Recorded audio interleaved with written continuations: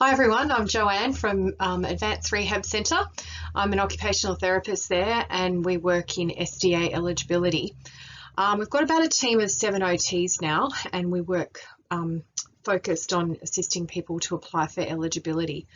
So I did want the opportunity to speak to you as a team, and with COVID, of course, it's not easy face to face. So I thought I would do two things. I'm just going to do a very quick presentation just directed at what you might need to know straight away for your team. And also I've sent along a longer webinar. It's about an hour that goes into, the sort of more nitty gritty of what SDA is and what we've learned over the last couple of years of working in that space. So if you've got time and you want to watch that, please go ahead. And then if you want to call me or have a Zoom on Wednesday to ask any questions, I'm available for that as well. So the things I thought we would cover just briefly are an overview and an update of what's happening in 2020. So I'm going to take a bit of a guess to say that you're all aware of what SDA is, and the processes are a little bit unclear. That's pretty standard everywhere at the moment, and as much as we're trying to work on processes, it's still a long process. But what the SDA panel has done is they've changed what entails a housing plan. So when it first came out, you had to really in the reports we were told to address every aspect of the legislation. But now they're really focusing on specific things that they need to know, and the panel's a lot faster in its response and more consistent in their decision making. So we're pretty experienced at knowing what they need to see and what outcomes are typical, and how to address the needs of the person and make sure that we're encouraging the person to think about all of their opportunities. For so long, people in these scenarios have been thinking, well, I don't have a lot of choice. It's either a home modification or nursing home. So it's a really important conversation to have with people about what their opportunities are. And that's why it would be really great if you did have the time to read or to work through the webinar, and just so you're up to date with what the opportunities are for people. I guess most importantly, in the next year and a half, 2 years, there's going to be 100 high physical support apartments coming across the market, the Sydney market, and the same in Victoria. A little bit different, probably not as much in Victoria, less in South Australia and Western Australia, and Queensland's just starting to pick up. And there are a lot of SDA providers now that are focusing on houses. So I guess there's the feeling that those high physical support apartments are sort of at saturation in the Sydney market. And we're really working towards getting developers to customise houses to people's individual needs.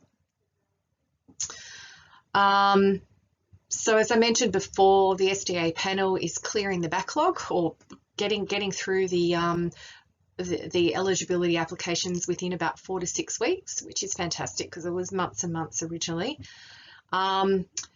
We are finding it quite difficult for people to get approved for living by themselves. There's a certain criteria of things that we need to address if they want funding to live by themselves. So if that's important to them, it's very important to make sure you've got the right information in the report. Otherwise, they'll get funded to share with one other, whoever that might be, doesn't matter, just share with someone, which is half the amount of funding that they would be entitled to if they're living by themselves. So obviously that's important for when people want to live by themselves. And at the end of 2019, the Minister introduced medium-term accommodation funding, and the rules around that were pretty relaxed, and they're even more relaxed with COVID. It won't stay that way, but for the moment, the purpose of medium-term accommodation funding is to get people out of hospital.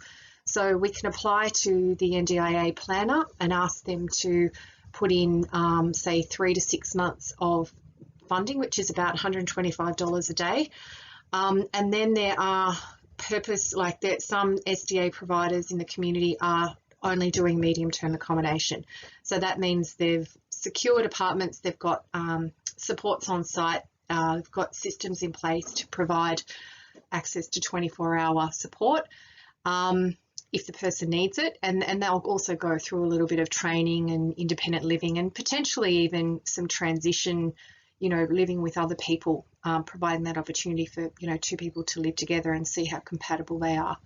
So that's been a really positive and much needed improvement in this space, but there's still a lot of processes and procedures that need to be refined around there, and there's a bit of risk that people could go to the wrong kind of medium-term accommodation providers because it's not something that has to be registered with the NDIA. So there's a bit of risk there.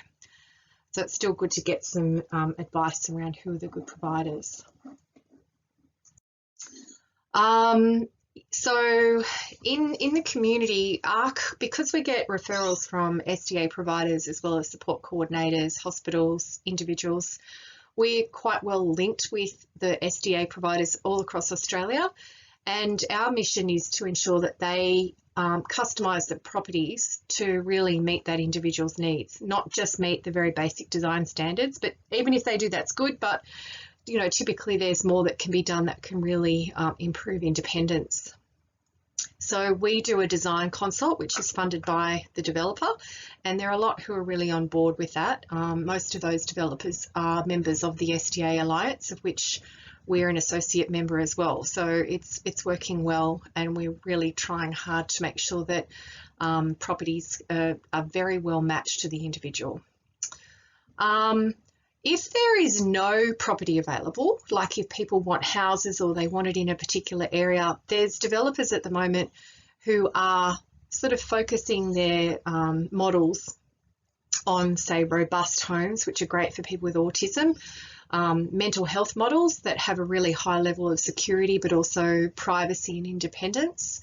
And one particular SDA provider we're working with is funded by Social Ventures Australia, so they can build homes in areas that might have been deemed a little, probably not the best financial model by other developers. So there's a really good movement in that space, and if there's any possibility to link people together, maybe two people have been chatting on the ward or, get along quite well or want to live in the same suburb, there's the opportunity to sort of create opportunity. There's the opportunity to create homes for people. There's also there's a few people in Australia who have gone down the participant provider pathway. That means that if you apply for eligibility, then you can take that amount of money that you've been funded to the bank and get a loan and purchase your own property and become either your own SDA provider or use an agent to help you as well, which is really good for people who have the cognitive ability and maybe some income or asset to contribute to a home. Finally, I just wanted to talk to you about the discharge process and what we've proposed to the NDIA. We've been working up to now with hospital OTs, and we look at the information that they've already gathered, and we look at the gaps that might be needed between that and writing an eligibility report. We can either do a telehealth assessment or we can ask the OT to go and get other specific measures, or the social worker to get a particular piece of information. So we work really closely with the team. But what we do in our reports then is make it, I guess, SDA friendly, in that we adapt it to the SDA category, the housing type, the support model and the social model. And that's all quite detailed. And if it's wrong, means the funding's wrong, means the model's maybe unlikely to be built. You've really got to get some of that right and have a bit of a strategic approach. With the current need to get people with disability out of hospital with COVID, we proposed that we could do a very focused assessment that looked at support needs, manual handling needs, and housing design recommendations.